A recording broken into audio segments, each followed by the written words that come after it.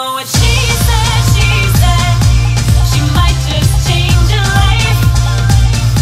No, I'm Christine Bentley in studio with Kate Wheeler and the iconic Lorraine Segato from Parachute Club fame, but you've done so much more since then, and you keep coming back because you keep doing stuff.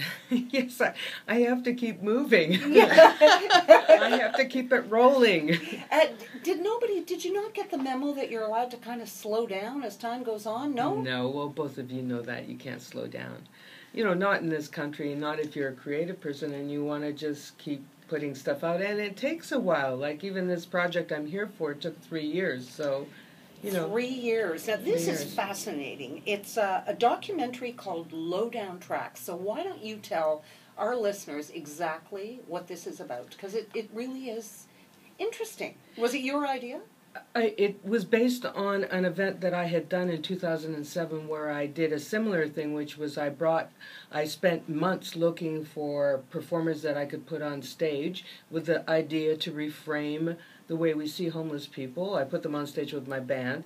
The director of this film saw that and asked me if we wanted to do this project together again. So we sort of went through the same process, which was we went out into the street, we found people that might want to talk to us, we had to build trust. It took a long, long time, and then they told us their stories, and we saw that they were musicians, and the music was the healing, and we wanted to bring that to the world because we thought that was the way to show people how, you know, how we're made up of many complex things, and, you know, we're just trying to make them not invisible.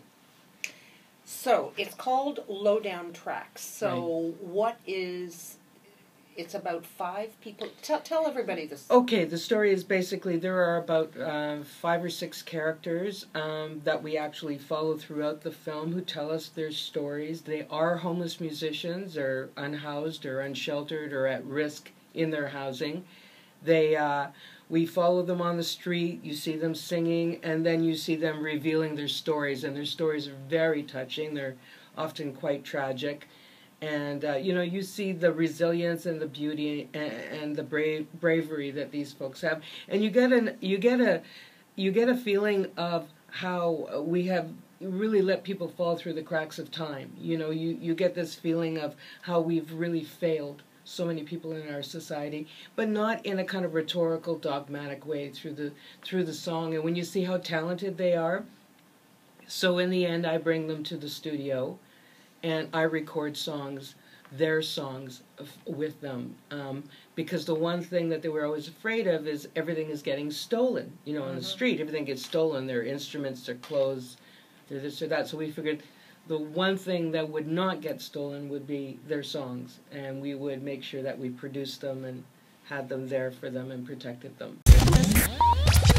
Click the channel subscribe button for full-length interviews and more from What She Said here on YouTube.